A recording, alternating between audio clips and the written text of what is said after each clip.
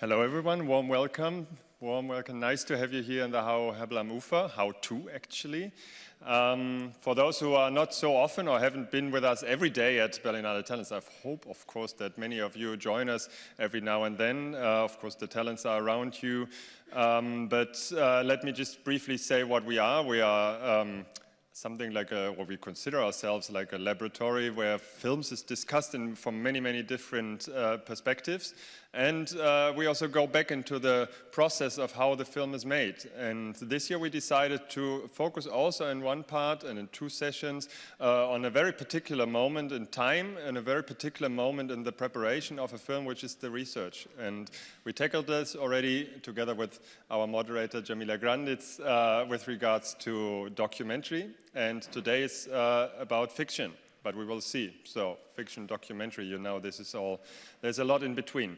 And we look forward to this discussion, and we thank you for coming. And I would like to thank you all here on stage, because it's lovely teams. It's also talents alumni among them, so full circle for many of you, or two of you. So it's lovely to have you. Thank you very much, Jamila. Here we go.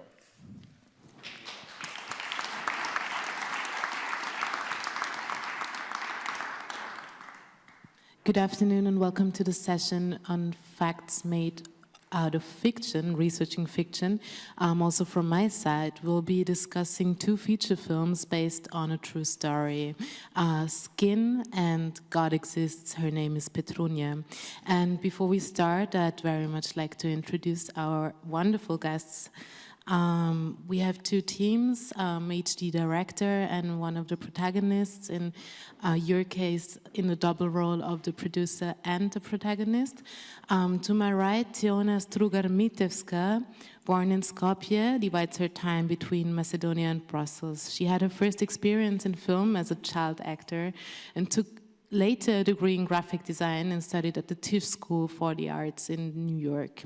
Her short film Veta screened at Panorama, and she returned to Berlinale with her features I Am from Tito Valles, which was screened over 80 festivals around the world and won more than 20 awards. The woman brushed off her tears and When the Day Had No Name. This year, her wonderful film God Exists, Her Name is Petrunya, is part of Berlinale's competition program. To her right,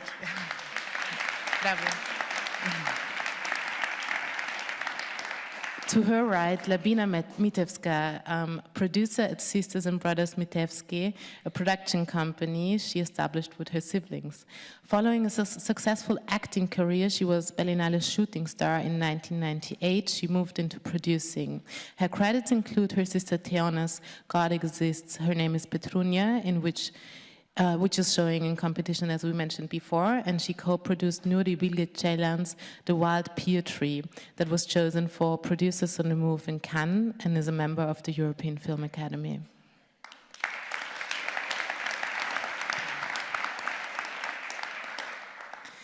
I'm also very glad to welcome Guy Nattiv, who studied film and television in the Camera Obscura School in Tel Aviv. He directed short films and commercials for more than 10 years, and his short The Flood screened at the 2002 Berlinale, where it won the Crystal Bear. From his work, he developed a feature film of the same... No, there was Skin last year. Oscar-nominated short. Congratulations on that, by the way. And from that short, you developed a feature film that is now playing in Panorama, Skin. Yeah, it's the first feature you made, right? And to your right... Actually, it's not the first feature. It's not the first American feature. It's the first American feature. Okay, But, sorry, I got that yeah. wrong. To your right, we have Danielle Macdonald. She was born and raised in Sydney and moved to LA in the pursuit of acting at the age of 18. She stars as the title character opposite Jennifer Anderson's in Dumplin', currently streaming on Netflix, and can also be seen alongside Sandra Bullock in Susan B's Bird Box. She's best known for her breakout role as Patty in Patty Cakes, and she also stars in Guy Nattiv's Oscar-nominated short film Skin, and in the feature version of the film that you can see here on the festival. Yeah, welcome. Actually, it's a great opportunity to have you as teams here and discuss the matter of research from the two perspectives of the director and the actors as well. I'd actually like to start with Skin, and before we delve into the topic of research, I'd like us to watch a clip from the short version of the film. So clip number 1, please.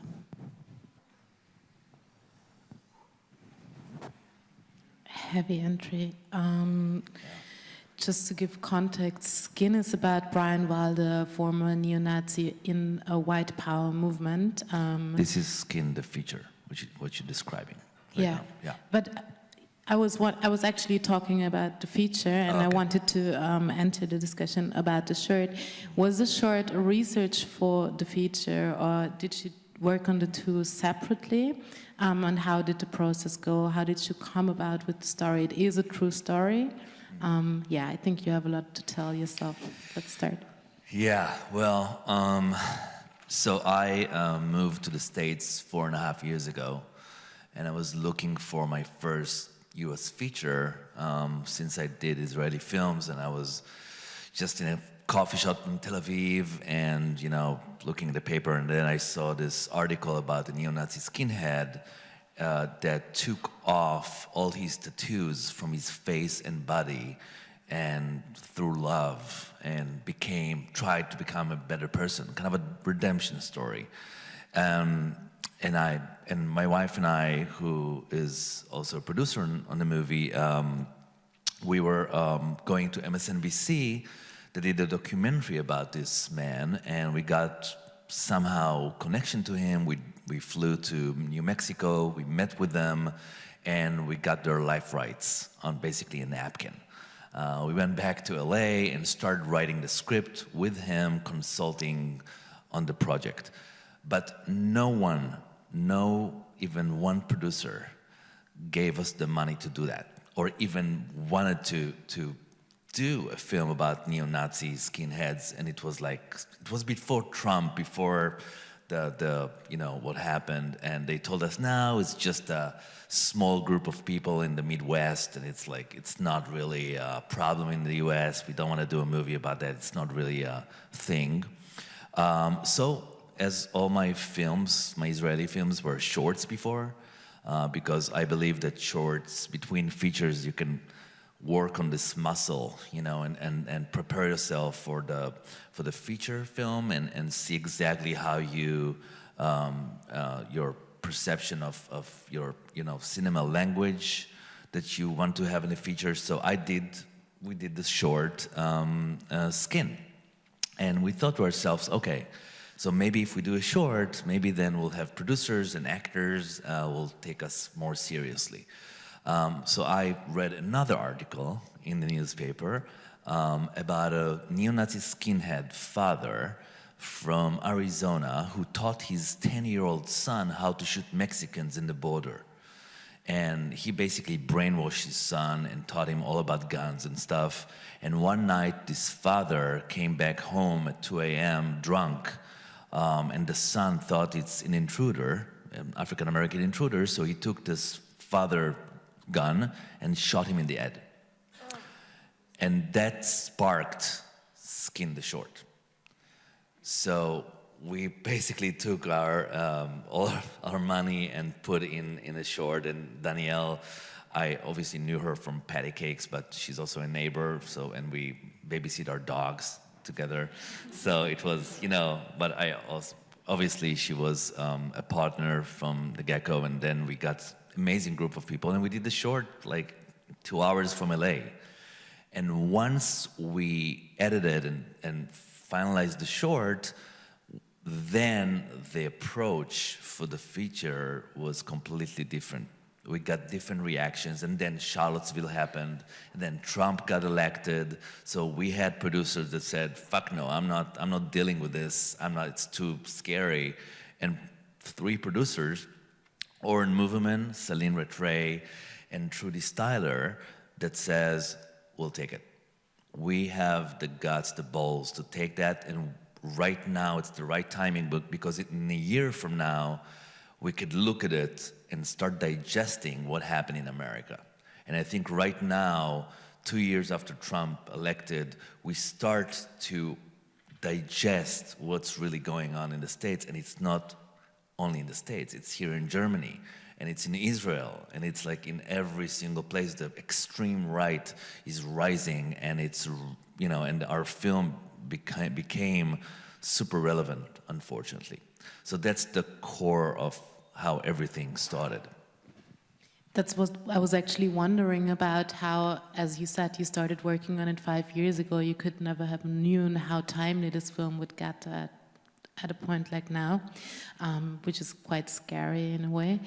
And that's very interesting. I didn't know that. So in the short film, you merged the two stories in a way, no? So yeah, I was writing the feature, while the short had a life of his own. But it's different stories about racism. It's not the same movie. And in Skin the Feature, I mean, you were in touch with the real protagonists of your story for quite a while, researching it. How did that go? I mean, it must have been a huge responsibility to make a film about a person in a witness protection program that is still alive, that is there, that you're in touch with. You said you considered his opinion writing the script, so that tell me about this incredible process. I would also want to have Jamie here. We're basically married, but we are partners, so we had kind of a story how we got to them in a way. But I'll start by saying that Jamie and I were in a long-distance relationship, Tel Aviv and LA. And, you know, once we, you know, I knew that I'm going to move to the States, and you know, once I found this article, I called Jamie and I told her, listen, I think that's my first American feature. And she read it and she said, fuck yeah. And then we called MSNBC, we got his like false name on Facebook, and I wrote him like a really emotional email about me, about my Holocaust survivor grandmother and father, and why me, as an Israeli Jewish guy, should tell his story and not someone else. And he came back to us after 2 months, we Skyped, and he told me, if you're really serious, please come to meet us in Albuquerque. Do you wanna take it from here? Well, they had never met Jews before. And we'd never met skinheads, or former skinheads, before. And it was this very strange meeting. You know, Guy flew in from Israel. I was working in Vancouver, and we had no idea that they were even gonna, you know, be there. We just went on a whim. And they showed up in this little diner off the freeway in New Mexico. And we spent 4 amazing days with them. They saw Guy's film, The Flood, that was at Berlin. And they then trusted us. And this was in 2012, so what is that, 7 years it took us to make the movie. It was a very beautiful marriage. Brian was really helpful. We went there multiple times, like once every 6 to 12 months we would go out there, and I have, you know, footage of Guy and Brian sitting together going through the script. But not only Brian, the African-American gentleman, Daryl Lamont Jenkins, who got Brian out of the movement, he's one of the founders of Black Lives Matters. He was also deeply involved in writing the script with Guy. And they came to set with us. It was very, very hard for Brian. There was one night where he saw us shooting and he had to leave because it was too PTSD for him. But it was a really amazing, you know, experience to see this man give Guy the creative freedom to make a movie, but also share his deepest, darkest secrets with all of us. Wow, yeah. So there was no time where you closed the whole process from him. So you had him on set, you had him writing, you consulted him concerning the other characters. So he was really part of the development. Is that true? We made him a consultant producer on the film, because without him, I wouldn't be able to, you know, invent stuff that really happened. The documentary was very visceral, you know, but the documentary spoke more about the treatments that he had from, take his tattoos off of his skin. It was focused on that. Just to give quick context for those who have not seen the film, he had to take off the tattoos in order to go into witness protection program to not be recognized, right?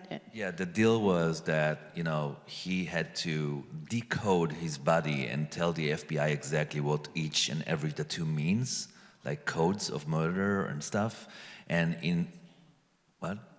give up his family, and tell them about his family, like the skinhead family.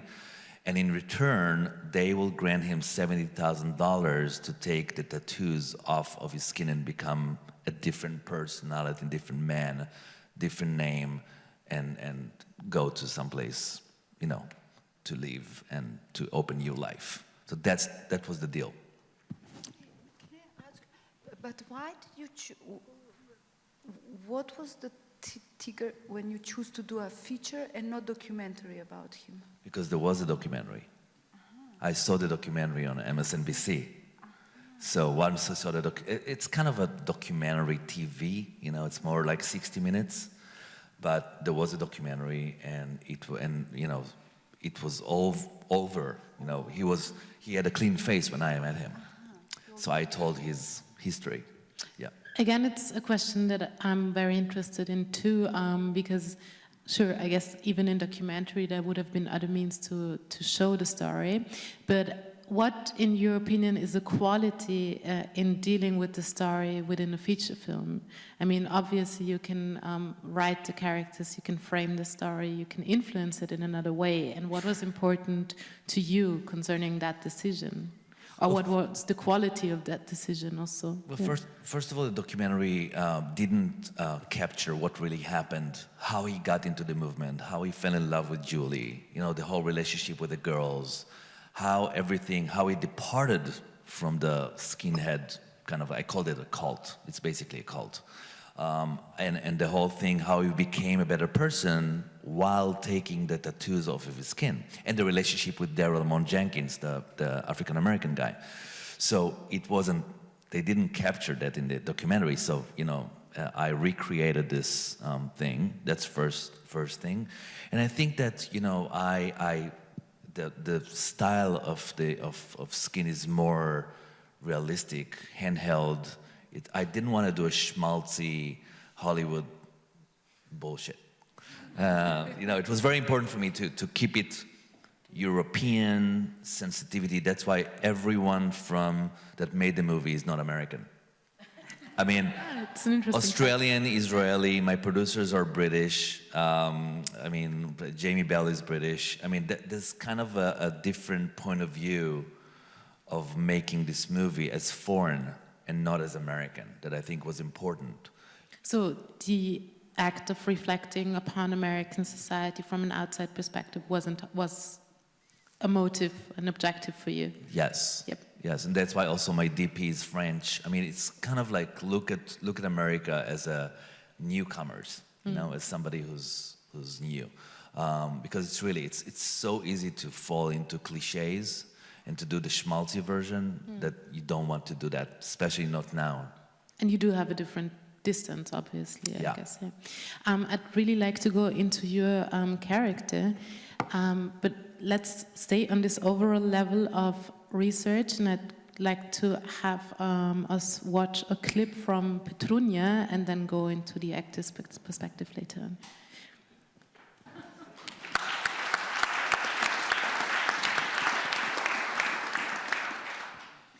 God Exists, her name is Petrunya, Gospod postoji, imenuje Petrunya, is a film about a very local incident that can be read as a global metaphor, a young woman that surprisingly claims space in a very male-dominated space in this ritual.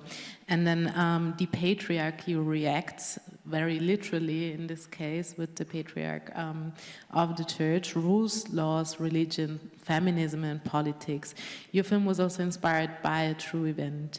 How did you stumble across this incredible story, and to what degree is it based on what happened back then?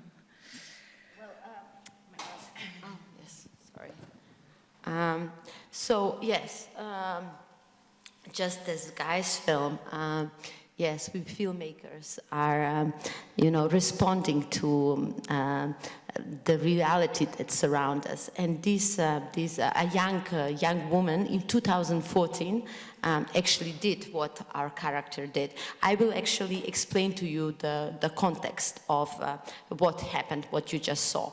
So in Orthodox religion, which means in most of the Orthodox world, Russia, Bulgaria, the Balkans, Greece, every year on the 19th of January, which is Epiphany,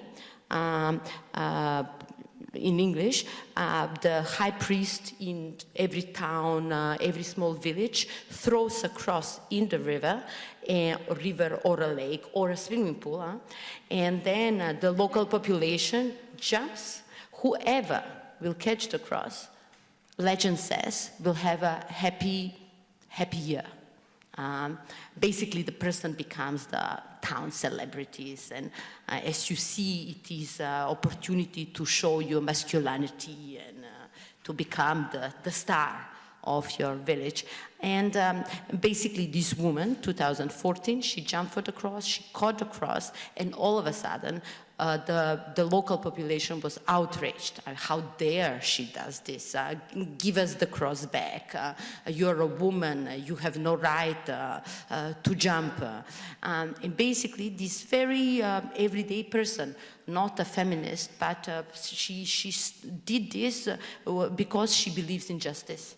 She says, I'm sorry, I will not give you the cross back because I swam faster than all of them. And I also have the right to be happy. So Labina read the story and she said, oh my God, maybe there is something we can do. Because through this story, it was a pretext to talk about our society and the world, Talk about the relationship between individual, the state, and religious dogma, etc., etc., etc. So we developed a story around it. I think what we were struck about, it was, yes, first time is woman catching the cross, and the population was very angry, but it didn't go further. It didn't go further to the media. We didn't get any discussion about it. Nothing had changed. The way it was treated by media was, oh, a funny story. A woman jumped for the cross, ha ha ha. Yeah, and Teona is a master of provoking. All her films, every time she chooses a story she wants to tell, it's really a story that strikes us all, and we don't do nothing about it. So when I read the story in the newspaper, I was thinking, come on, this is not funny. Something needs to be changed. We need to push, and this is a story which it's for Teona. So I called her, and of course, because the story was stopping, she catch the cross.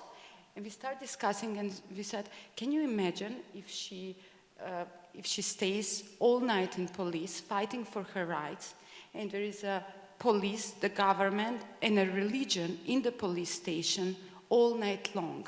And you have such a satire and such a comment and such a discussion about one country through a small man, small woman in this case, but you naked all this unfairness which goes around us.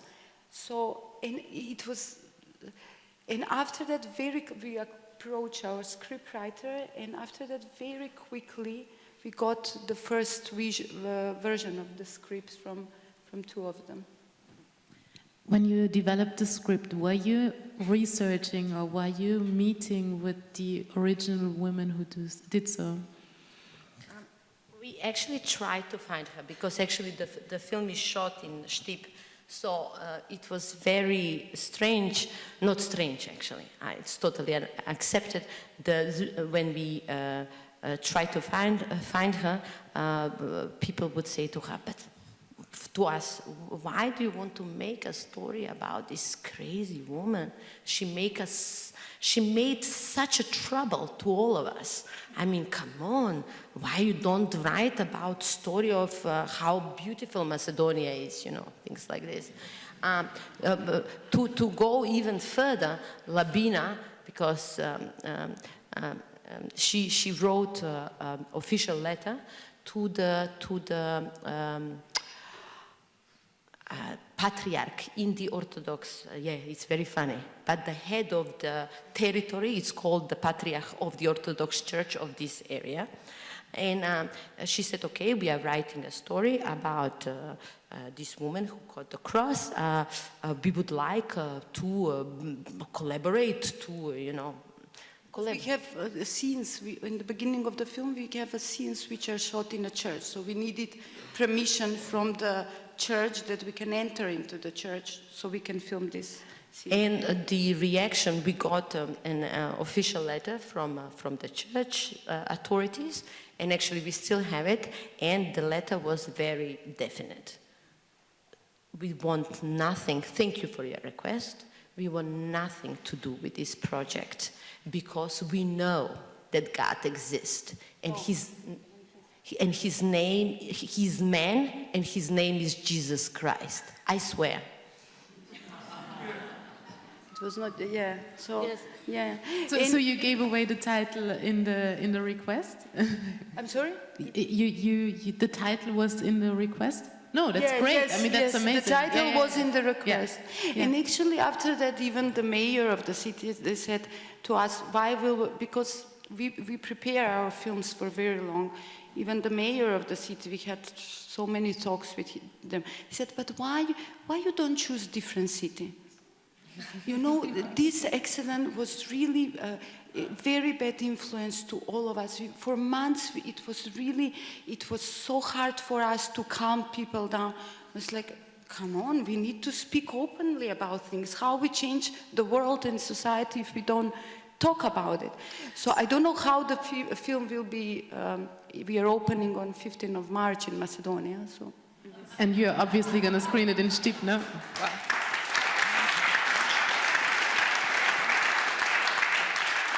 So this whole process of discussion and fighting also with the community was, I guess, part of the research, because through their reactions you knew about how, like, the opinions and the feelings in the town about that incident was. Did that influence your writing? It is quite amazing how beautiful human nature is. We adapt to everything. So the moment an international crew came into Štip, first, in the beginning, nobody wanted to do anything with us. When you are in a town, there are not many hotels. You have to find, there were no rooms in the hotels for us. There were no apartments for us to rent. We were sort of on the side. But slowly, they accepted us. On the end, half of the city is playing in the film. So I think only by our presence, only by choosing to shoot there, maybe I think we instigated a change or a discussion about what it meant for this woman to jump. And because what happened after the incident in 2014, this poor woman had to move out of the town. The pressure on her was so intense that basically they almost stoned her so she went away and looked for happiness outside. I just want to go back for the preparations and the way Teona works. Sometimes I think that I'm most unlucky producer in the world because she's torturing me for these preparations. But and I can say you are the queen of the preparations. She's, because, you know, but it's very interesting because for us it's the most beautiful process and the most important process. And I don't believe that none of you can make film without good preparation, especially in today's cinema. I'm sorry, it's very hard business. There are too many of us there. And if you don't prepare your film well, you don't have your film. I don't know if you... But can I ask you a question? So how did you finance your film? Through the film fund? Yeah, So- in co-productions. Co-production? But This film is 5-country co-production. How many? Macedonia, France, Belgium, Croatia, Slovenia. Wow. Because we are not able, we are two small countries, so we cannot make the film only with our money. So the Macedonian money was given you by the government, by the... Yes. So yes. they didn't have any You know... opinions? No, they always have opinions with us. You know, our previous film was nearly censored. Because there she speaks about, again, about an incident which happened in Macedonia 10 years ago, where 4 young teenagers were going out for their party. Next day, they found them executed dead, 4 of them. And Macedonians accused Albanians, Albanians accused Macedonian, and it was an accident which nearly we went to the edge of a civil war. Teona said, I want to talk about this. I want to talk about these 4 people and to follow them 24 hours. And I'm not interested in who murdered them, but I'm interested in how and what means in this world to lose a life for nothing. So, but that's another film. Okay, so I wanted to say, when she starts writing the script, but for her very important is locations. So she goes back, and for me it's fascinating that inspired by location, she completely changed scenes. So we have first or the second draft of the film, and after that with our brother, who is set designer, they start going and torturing the town. So they go for months until, and for this film, the location of the police station was so important. It is the actual police station in the film, or is it inspired by it? Because I don't know, we'll see in a clip later, it has really interesting wallpapers and very high contrast decorations, the police station, so I was wondering about that. No, actually it's not, it's the archive. Mm-hmm. And it's a beautiful structure, you know. At MoMA right now there is an exhibition of on brutalism in ex-Yugoslavia, and actually it is one of the architects featured in this. So we had this amazing architectural period and about you know, concrete doing, and yes, but why we chose, not because of my love for architecture, we chose this location because it is like this really close space. And to put these 3 elements, the individual, the state, and the religion, in one space, and, you know, increase the tension, you know, and play with this, what you can, well, I lost my train of thought. Yes, play with the idea of torturing them by enclosing them in such a way was actually a challenge for me, and it was it intensified the atmosphere of the film, and it intensified the story by choosing putting them there. So of course we had to adapt the script for this. So researching the spaces gave you inspiration also on how to write the characters and their reactions? Of course, yes. You know, it's an open relation, you know. It is all about collaboration and being inspired and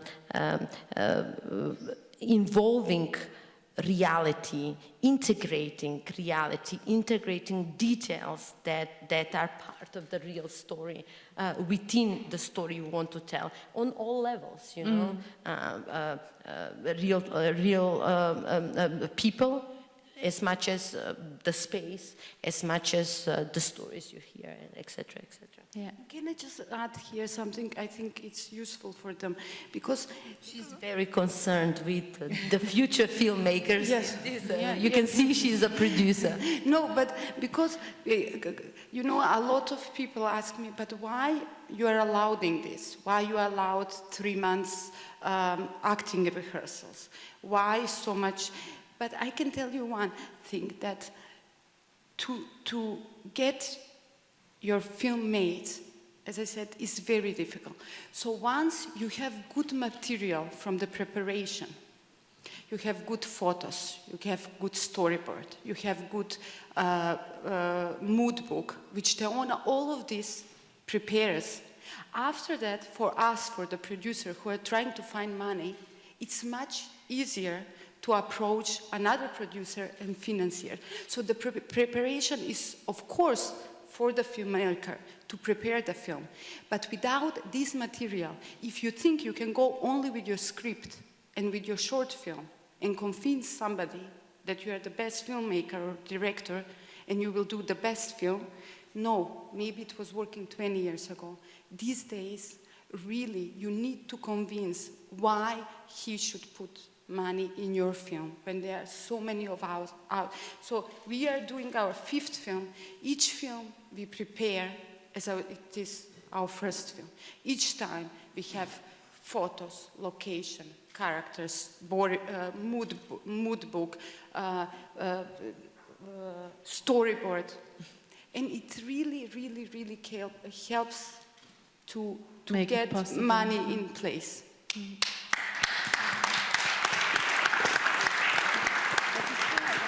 That was, in your case, the function of your short film, as you mentioned before, right? Like having something that you can knock at doors with and convincing people of also your artistic language and style. I have a more general question for all of you, actually, concerning the political aspect of your stories. I mean, both your films in very different ways are highly political, and it's interesting that you choose the means of fiction, as we said before, to tell those stories. Both of you told me you have already dealt with stories that were true events and fictionalized them. You're planning to do so on your next project, as I hope I'm allowed to say that. Yeah. Again, what is drawing you to fictionalize political stories? What is the value in there? What can you tell, and what points can you make, and how can you pursue people to deal with certain political topics by fictionalizing them rather than telling documentary stories? Yeah. Me? Okay. Well. I have not done so many documentaries, so my way has been always to, not always, but quite a few times to be inspired by real event and then see what I can do with it. Maybe it is, for me, maybe it is a sort of like a personal choice because I come from the arts. I used to do painting, graphic design, photography. So for me, the visual aspect, I like to control things. So maybe it's all about control. Control and belief, by control, I can tell the story I want to tell in the way I want to tell it.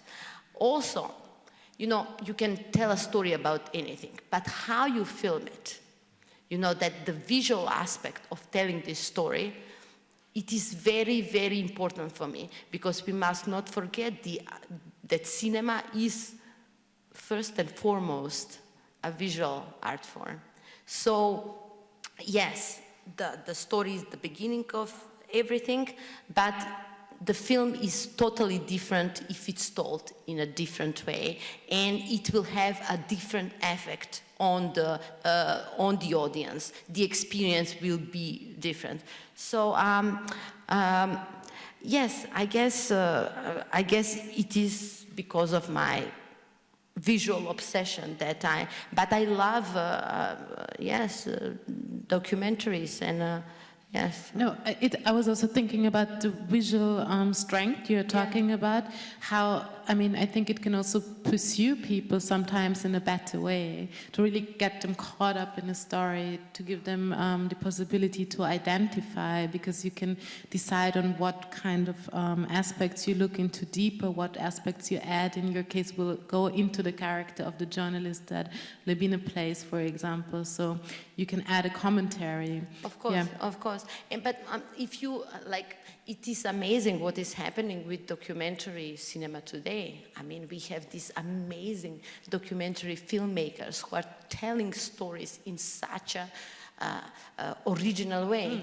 And more and more this line between fiction and documentary is being blurred and mixed, and actually it's quite exciting way it's quite exciting to research it and to experiment with. So yeah, I think that's something we could make a whole panel on, the blurry lines and the hybrid forms, and if this distinction is even still needed. Yeah. What about you? I just want to say that to make a film takes so long.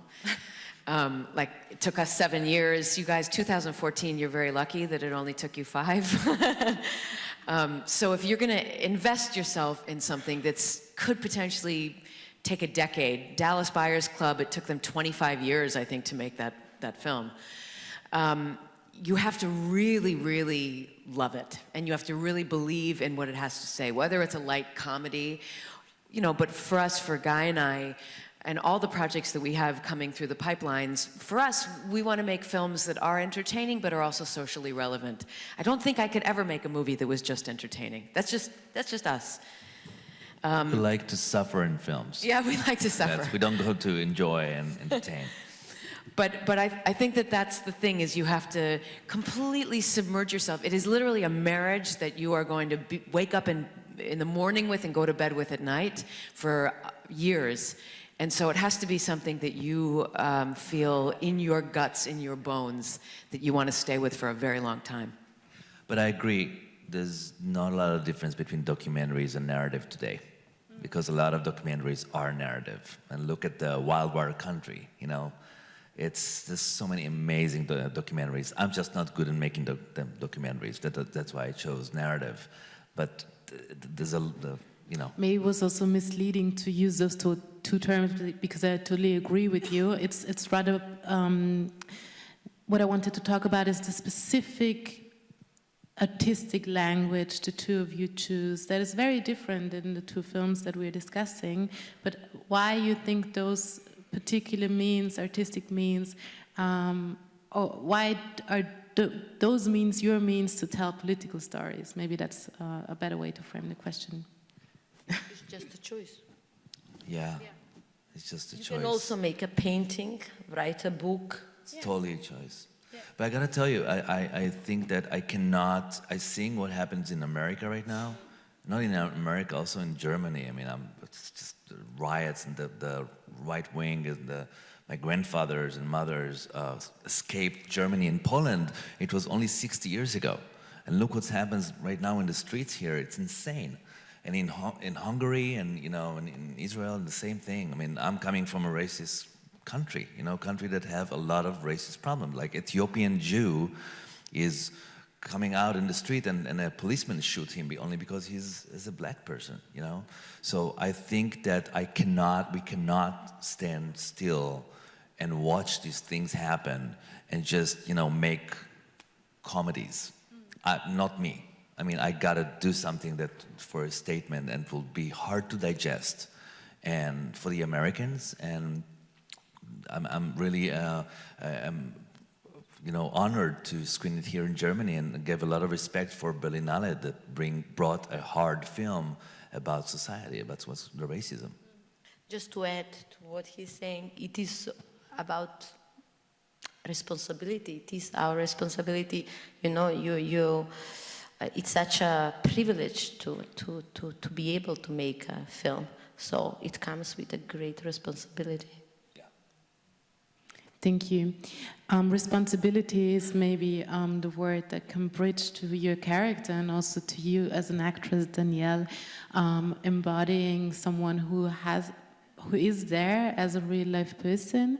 You've not met Julie. How was it for you also? Did you feel a lot of pressure and responsibility to keep up to the narrative and the story you knew about her? Yeah, I think it's difficult when you're taking on a real life person. Like you said, I wasn't able to actually meet Julie, but that's where it comes down to research as well. And honestly, to get in the role, I did watch a lot of documentaries. I watched a lot of documentaries on cults and just white supremacy, and really to understand that world, because it is a world that I have no idea about and horrifies me, honestly. So it was difficult. Just researching for this role was incredibly hard to sit through, and to think that I had to kind of enter into that world and find some kind of understanding as to why anyone would be in that world was incredibly difficult.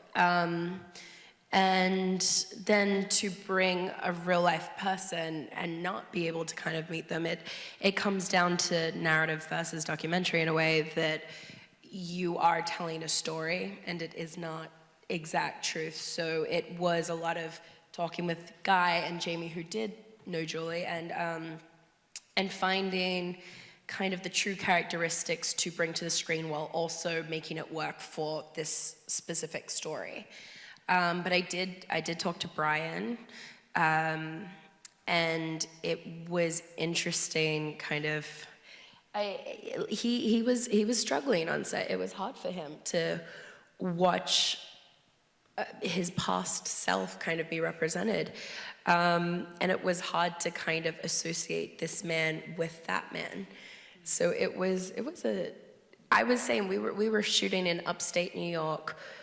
We had, 23 days to shoot the film, which is incredibly short considering there is, a lot of people. There were riots, there's everything in this film, and we had a dog that we were working with and 3 kids, which is not easy at all. They were my 3 kids and my dog, so it was like every scene I'm in, I was like, oh my gosh, if one thing, you have to be willing to work with things when they go wrong. And Guy gave us a lot of freedom to be able to play and improvise within the story and the lines, and that was incredibly freeing, because things often wouldn't go the way that we planned, and you have to work with it.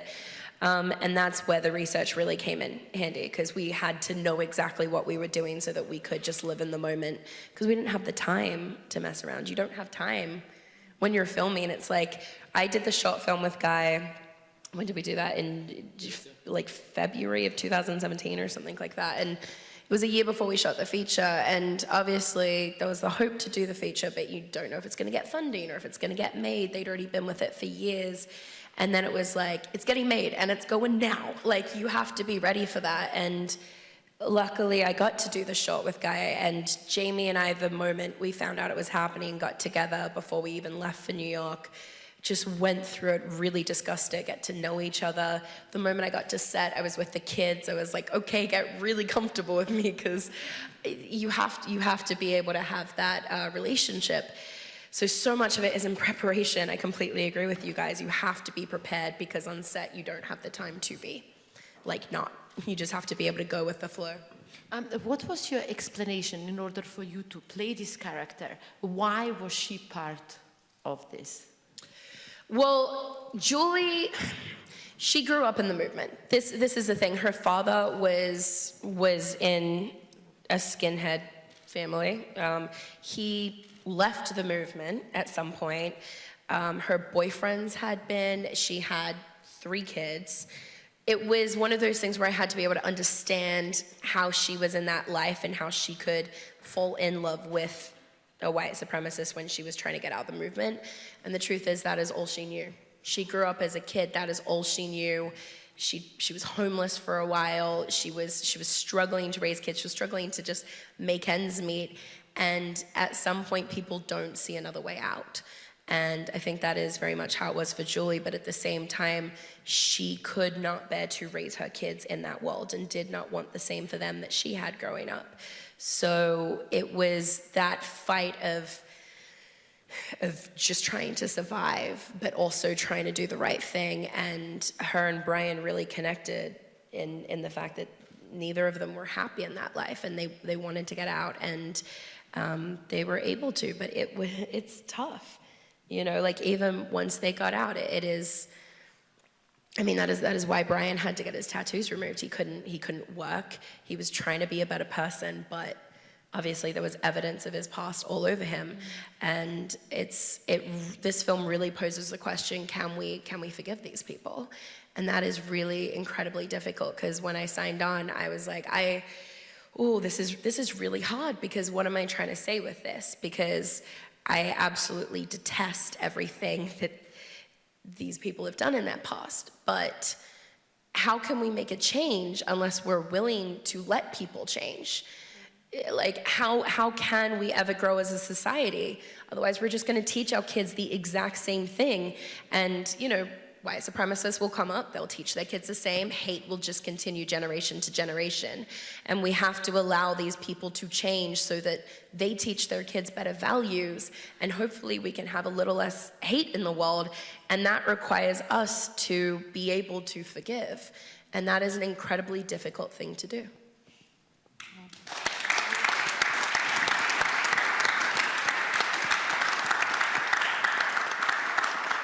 You then still manage to bring about this really strong message that Julie, she's kind of incorruptible, because she gets back in touch with the movement, with the cult through Brian. But still, she's the one who stays strong. She's the one who draws the tough lines and cuts and says, no, I'm for sure not going back in there, and you have to choose. It's either us or the thing. Well, I think that's so much just the love that she has for her children. And that is what it comes down to in the end. I think that a lot of the time we don't have as much love for ourselves as we do for our kids. Yeah. The end. Well, I'm not gonna say what happens, but I do think that if you find something that you love more than yourself, and she loves her kids more than anything, she will do anything for them. And that is really what it came down to, which is where she found love over hate in this case. Thank you. Labina, your role in Petrunya's film is a journalist. And I was asking Teona before if this journalist was actually really existing, and the two of you told us about the media reactions on to the actual case. And the journalist did not exist. The journalist is a very, very compact, dense character. We don't know much about her. We just know she comes from Skopje. She comes to Stip. She has the feeling she has to cover this story, this weird thing going on there. And she has a really strong feminist agenda in a way. She's the one who understands what's going on there. And she's also articulating that in a very strong way through the question she's asking. Maybe we can have the last clip.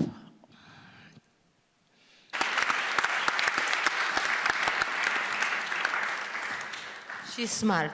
She's very smart. We don't know much about her, but she's very smart, and she's able to articulate her personality in the small in-betweens, in the way how she approaches authorities, how she approaches the population of the town, how she also expresses her solidarity with Petrunya and the main character, and in a few phone calls in between, where it's about her husband, who should please pick up the kid because she's working now. How was the introduction of this character important for you? Obviously, it has the function of a commentary and a bridge, and I guess you developed it together. How did it go? How did this happen? And you know, the problem is when you work with your sister, it's like the character you work least. So she figured it out, and most of the writing of her character was done by her. So yeah, so she. But you know, I remember when we started our company 12, 13 years ago, even now 15, it will be 15. We are three of us. So I was actress, Teona is director, and our brother is a sculptor, painter. So they said, okay, we decided to do the company to have control over our films, and they said, okay, you will be the producer, you are the best with the money. I was like, how I can be the producer? And I hated it in that moment. But now, as an actress, I love it because you are so much involved from the beginning.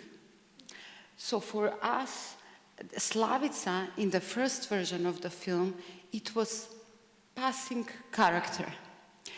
And how we, in this 1 year process of writing, we said, okay, what we hated, we went back to the roots, and we said what we hated, what was the trigger, why we wanted to tell the story, because it was, from the media side, was never discussed. So let's put her more strong, let's put her different from Petrunya, let's make her, because Petrunya is an amazing character, amazing actress, but from the beginning she's very, you would never believe that she will become, to the end, the fighter, the screamer. So we said, maybe we make the journalist who is very aggressive and she wants to tell the truth. And what happened in Macedonia for the last 10 years, we had very nationalistic party.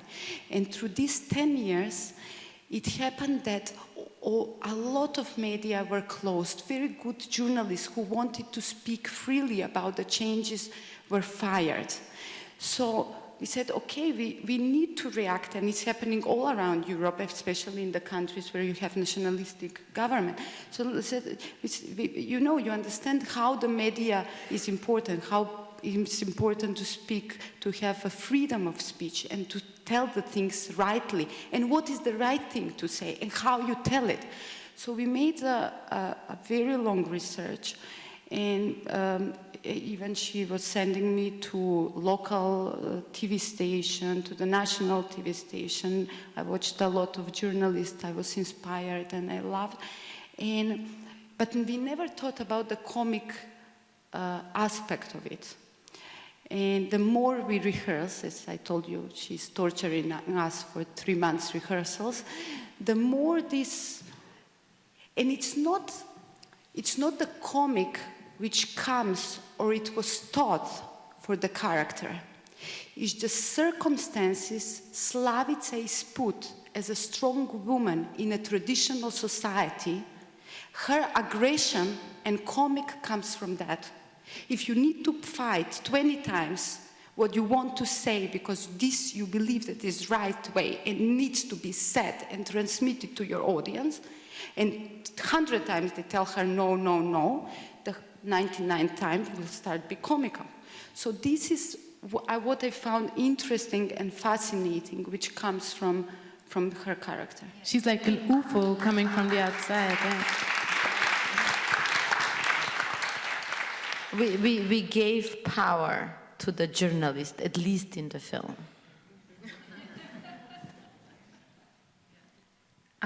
I'd like to take the opportunity to open up for the first round of questions. We do have an audience mic. It's the microphone ball that some of you might know. You can throw it around. And I would like to start in the back there, and the second question is in the very front row here.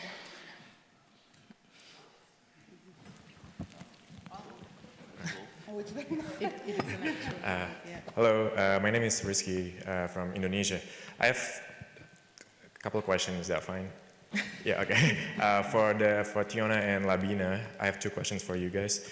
First one is like, I work mostly in my own work with real stories, right? I just want to know, you mentioned a couple things about how you had a choice to kind of like adjust from the actual story into something that you think would be more effective, or like would kind of like put more statements.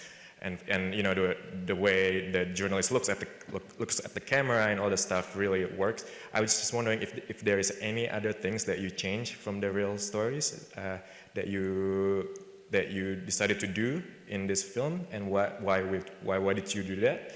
And then the second one is, In my country, the blasphemy law is still pretty much alive, and I watched your movie last night, and you know, there is one part where they talk about the blasphemy law, and you know, and this is something that like I think constantly in my work, you know, because I work with my work touches religion a lot. So if you have any advice on how to kind of like work around like, is that legal or not? Because in my country, it's not legal.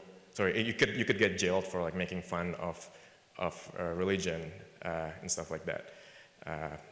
And then for Guy, my question is more about when you were writing this story. I haven't watched your movie. I don't know what you know the ending would be.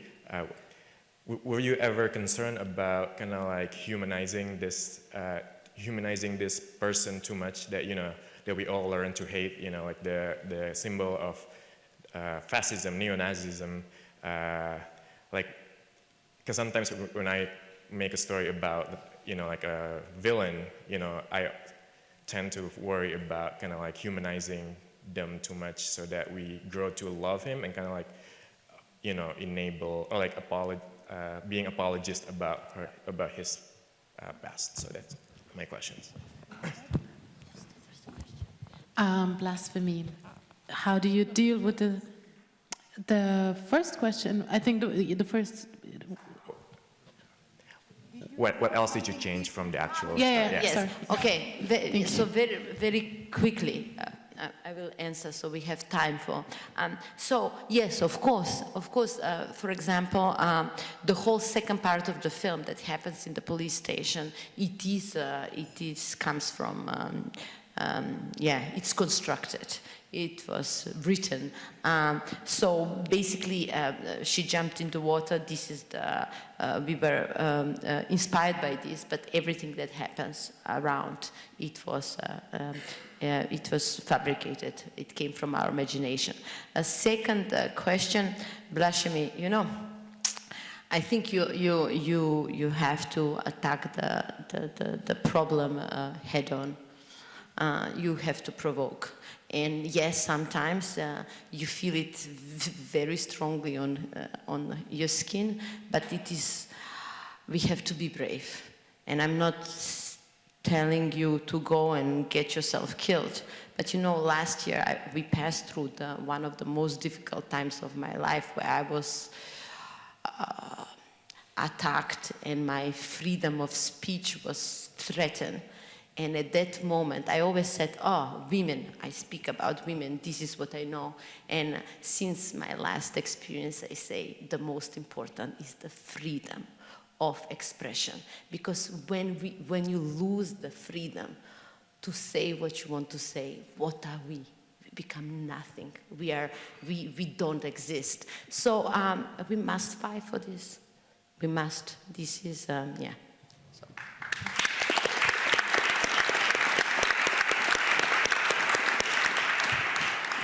You guys are amazing. Man, wow. I'm like,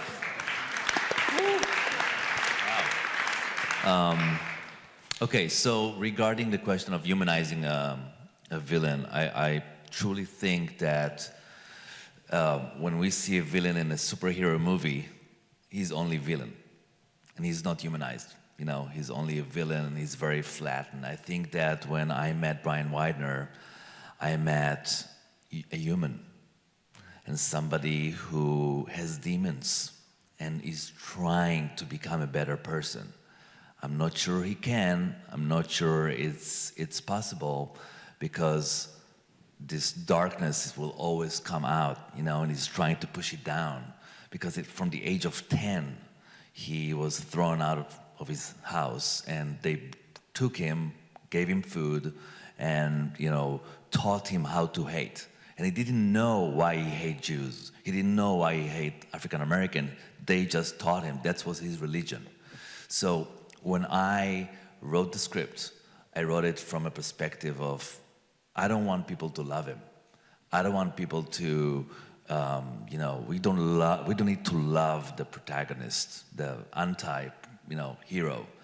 But I do want to ask you a question. Can you accept him? Can you accept his journey?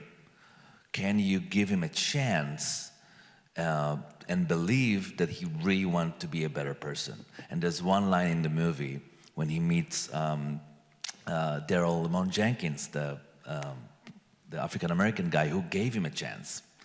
And he asked him, what if I take all those tattoos off of my skin and I'm still remain the same piece of shit? And there's no answer because, you know, and it's not the perfect Walt Disney redemption, you know? So at the end, you're left with a question. And that's what I'm asking the audience. So he's a monster who wants to become a better person. Or a person, yeah. And you don't ever, I mean, I've obviously seen the film, I don't think you sympathize with him. That is something that Jamie and I spoke about from the beginning. It was like, we can't sympathize with these characters. We have to understand that they are something else, and maybe we can have an understanding from where they're coming from, but not sympathize. But that's why I also respected Hirschbiegel movie, The Downfall. You know, when you see Hitler in the bunker, and you see a person, you know, that is human, and that makes it even more terrifying. That this Hitler was human. He liked dogs, and he liked little kids, and he, you know, and he listened to nice music. He is a crazy human person, you know? But it is also a film that has faced the accusation a lot of human. I think there was a really strong discourse, especially in Germany and For sure. and Austria about it. And I think you managed to really distinguish in a much stronger way there, for my personal feeling, if I'm allowed to say so.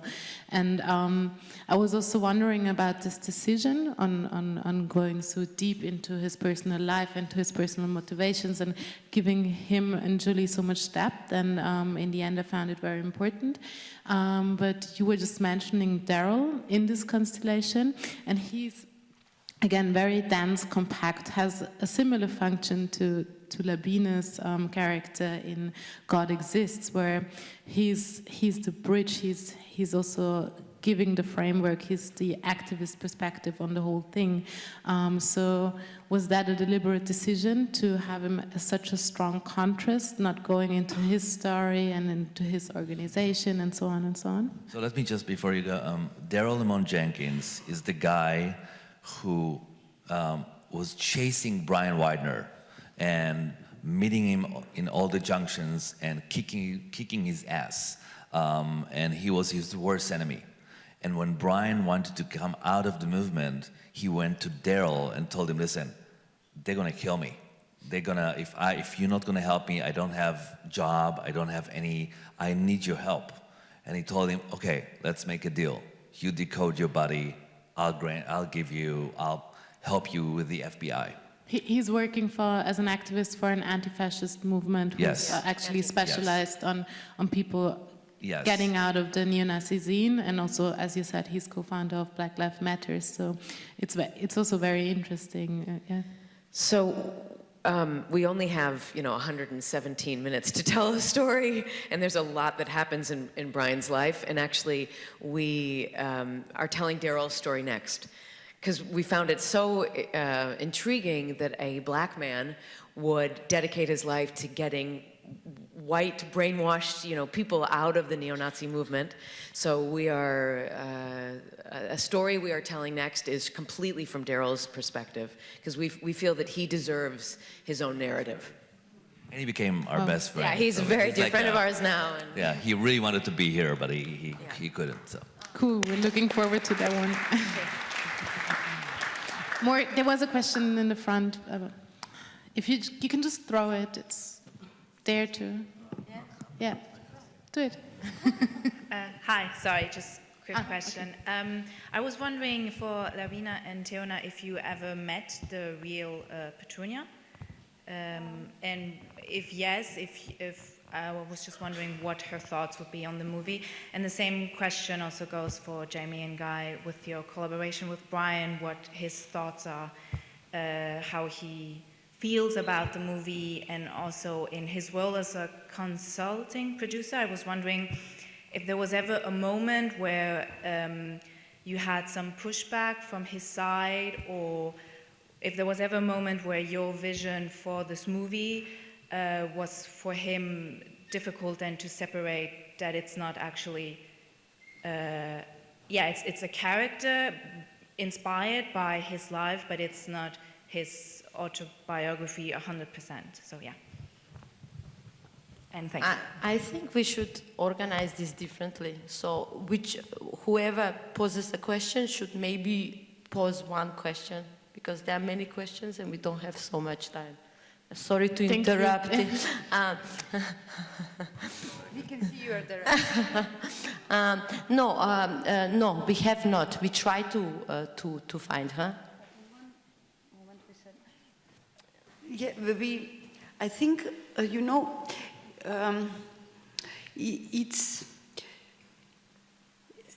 we discussed this a lot.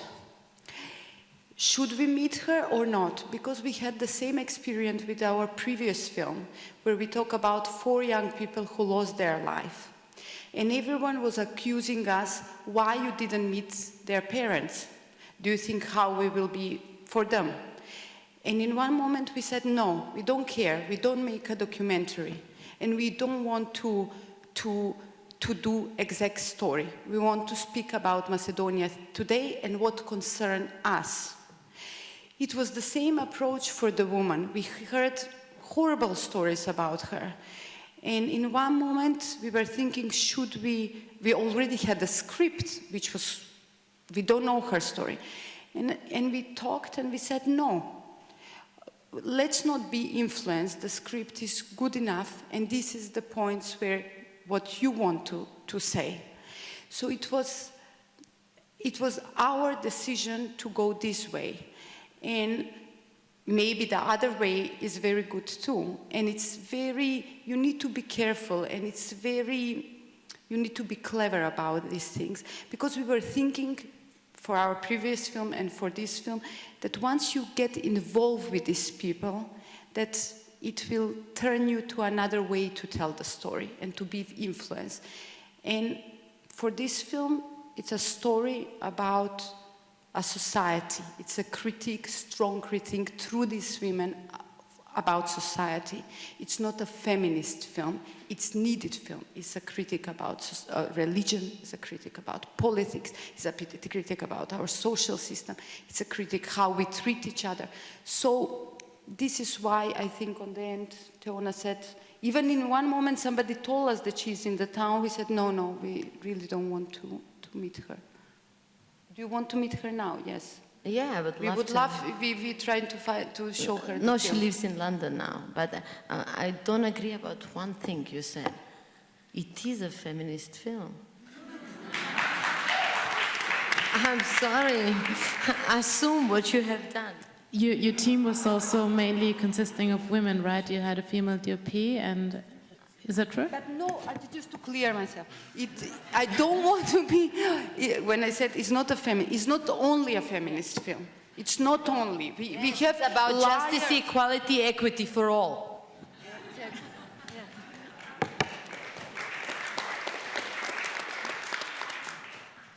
What was the question? Did you meet Brian? Yeah. Oh, yeah. Brian had a very hard time to be on set, and obviously when he saw the movie, he saw himself. He's very ashamed, obviously, of what he did to other people, still struggle with a lot of demons. It's very hard for him, generally, to show up in public and kind of like explain, because he feels that he did so much, big journey of where he is now, and he's kind of like he's going to a college right now. He's learning criminology.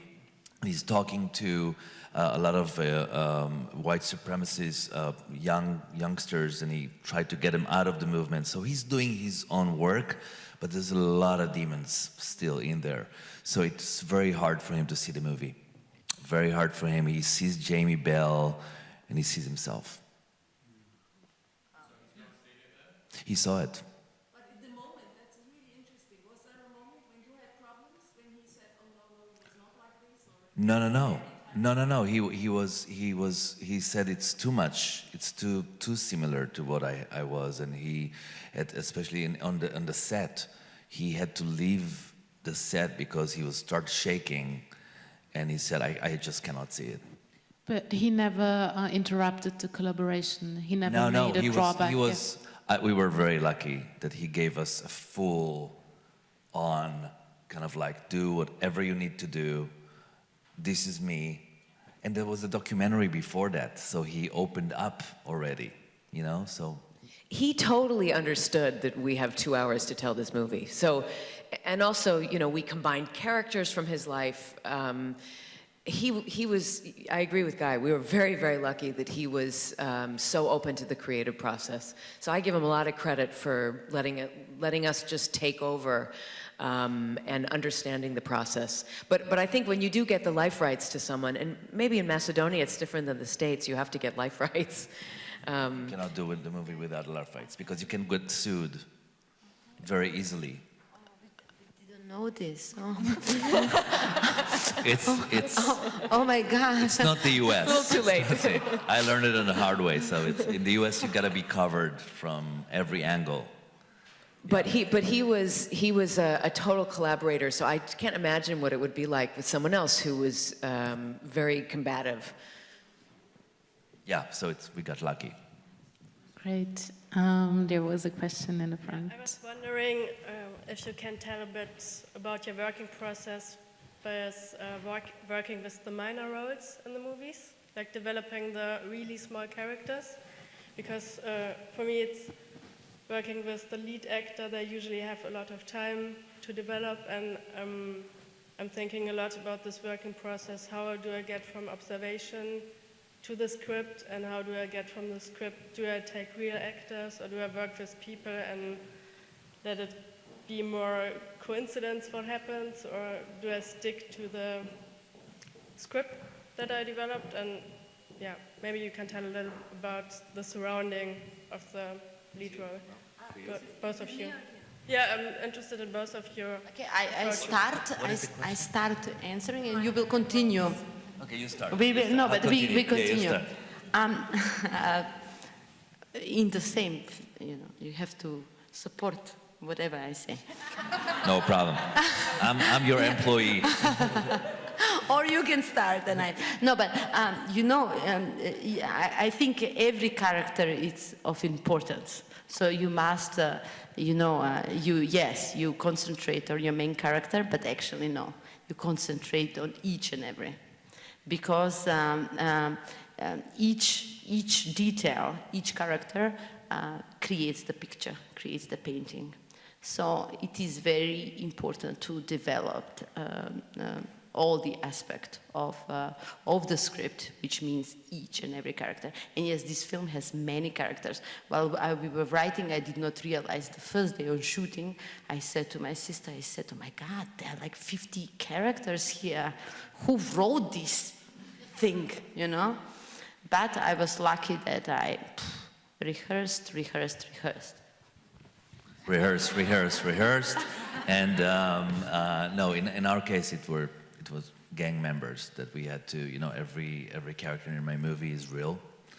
So our lawyer told us what we have to change the names, and we had to create from the real character but different names, and every actor that came, like Vera Farmiga, she had to use a different name but on a different character. So, it was a problem that it's like you cannot expose those people.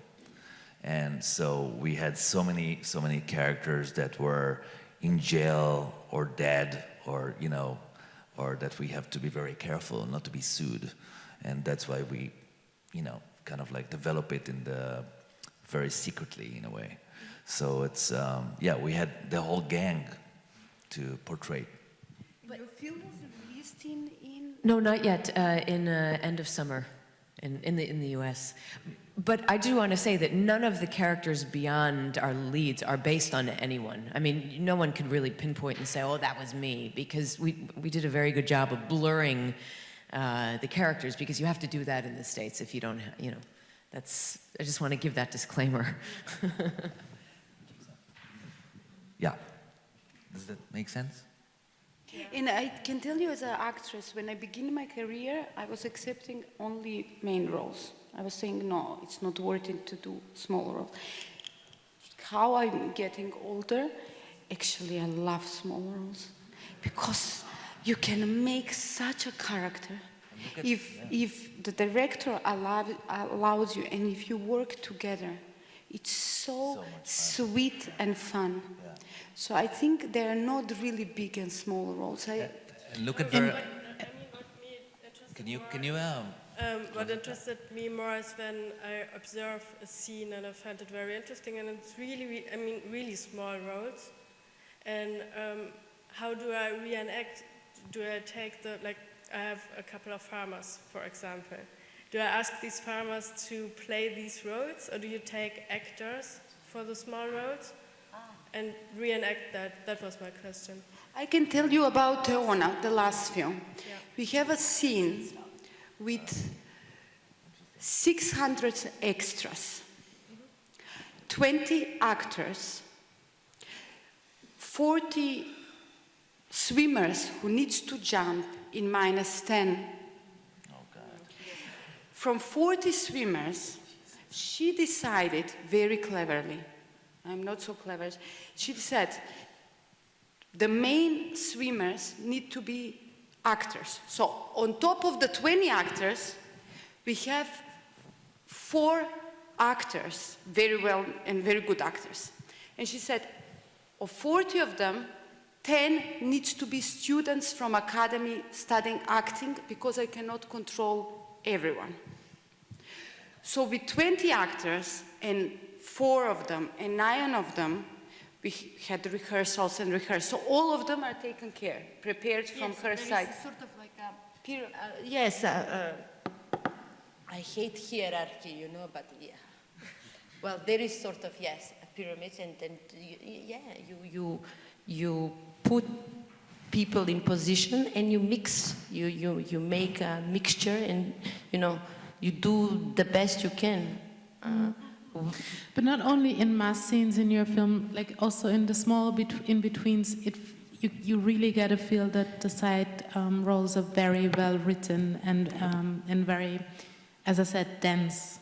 And it's the small comments on the side, or it's something that you get to know along the way, where you get that feeling. You have to develop every detail. That means there are no chances. And if a miracle or a chance happens on your set, you are very lucky. It's my 5th film. It has not happened to me yet. More questions from the audience? There's one here, and then we'll move back there. Frisbee practice. My question is basically, how do you decide how brutal the audience can handle? This was a question I also asked to William Kentridge. He had to play Ubu that played at the Edinburgh the Edinburgh Theatre Festival, about the Truth and Reconciliation process in South Africa. And his answer was, I don't think about the brutality for the audience. I am lucky enough to just be involved in the process, and that they have to handle the brutality. So I'm wondering about your consideration of how much can the audience handle of that. It's a good question. It's a good question because it's a different perception of the European filmmaking and American filmmaking. Americans are all about violence, are all about brutality. But when it comes to sex, there's a problem. Okay? Nobody wants to, and in Europe I feel it's like there's more freedom to act when you are dealing with both. I think that I didn't think about how brutal it is. I just wanted to be truth to what really happened with those skinheads and the way they were brutal to other people. I didn't want to do it for the sake of brutality. I didn't want to do it for the sake of just having violence and being like, showing off brutality. But I did want it to be truth to the situation, because we have dogfights and we have those burning mosques and we have stuff that really happened in the US and nobody wanted to deal with. So for me, it was only for the sake of the scene and how it serves the movie, not to take too much of it or less, just to be real.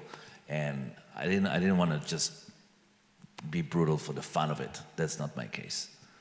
But I found out that during my process, when I wanted to be more daring regarding body exposure, I got into this wall of very conservative American perception.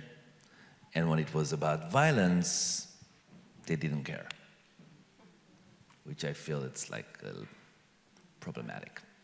Yeah. Hello, my name is Mauro. I'm an actor from Portugal. It's funny that your answer ended there, became a question, has something to do with it. What's your take? And it would be nice maybe to have the two opinions on the reproduction of violence, to talk about violence and why is it needed, how we as constructors of fantasy could find better ways to deal with violence without reproducing it in the screens. You work for Macedonian Film Fund, you? No, many people say, oh, why your films are so hard? Why you don't show the beauty? I show so much beauty, huh? Did you see my film?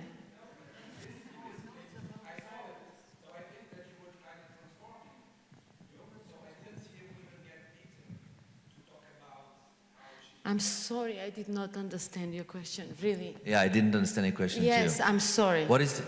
Yeah. Did you understand? I think there were 2 points. He was raising I'm the sorry. general question of the depiction of violence, and there was no clear reference to neither of the films. But I think in your case, you said it was a transformation, and that you avoided to show the actual clash by showing it through aggression, through body language, and so on. So, is that right?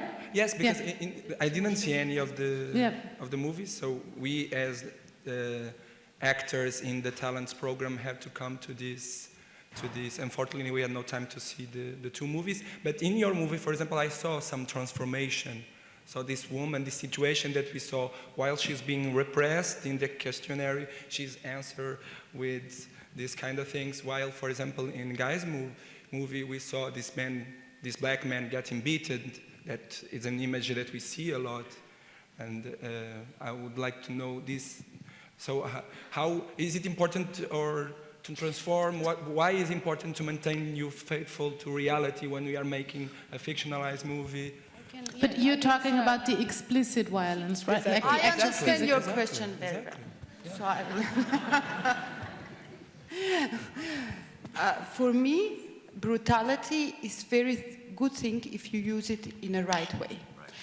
I know when I watch it Irreversible by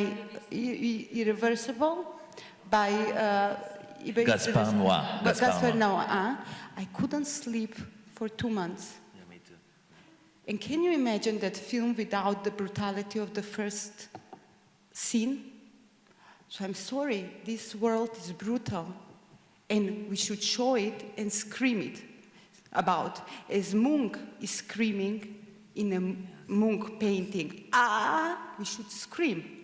Of course, I don't like brutality when it's manipulated, when you do it because of the brutality. But if you have what to say, and if your purpose is to go to the guts of what you want to say, and if it's your choice to do it that way, it's your choice. And we should not be scared about it. because we are artists and we have a freedom to tell our stories the way we want to tell. Somebody will like it, somebody will not, but we don't make our films that everyone likes. We make our films to scream and show and make a difference in this world. If you want to transform brutality, Teona said for this film, I want to show uncomfortable things and brutal things maybe on another way. And she found very beautiful another way. Great, if in that film you want to find this other way, try and do it. But I'm not scared. I love brutality. I love, because sometimes some things we can only tell brutal. You know, some things, this is the way the world we live, and this is how some things needs to be told. If I understand. I agree with her. So that's my answer too. I mean, that brutality is something that is a language that the gang used, and you gotta show it for the sake of the scene, but in a smart way. You know, because we've seen so many brutal scenes. You want to say something? Well, also, I will say, you did see a clip from the short of a man getting beaten up, but you do not see what then happens. Yeah, because, so if you watch the short film, it does make sense, and it is very much needed for the payoff of the film. So I believe showing violence is okay only to make a point, and I think that use it in a smart way, and use it in an intelligent on. way. It is used in an incredibly intelligent way at the end of the short film. You should just see the short film, but yeah. See the short film. Watch the short film. Watch the films, the feature film Skin, and also God Exists. They're going to be screened again within the next days, no? Yeah? Yeah. Yes? The So there Skin is an opportunity around to here. watch. So just For the short film, I don't know, maybe you can the tell. short film gonna be screened in all the short film nominated for an Oscar in the cinemas in Europe. So you'll have a chance to watch it. Yeah. Unfortunately, we have to close. Thank you so much for Thank you staying so with much. us for such a long time. Thank you for being here and taking the time.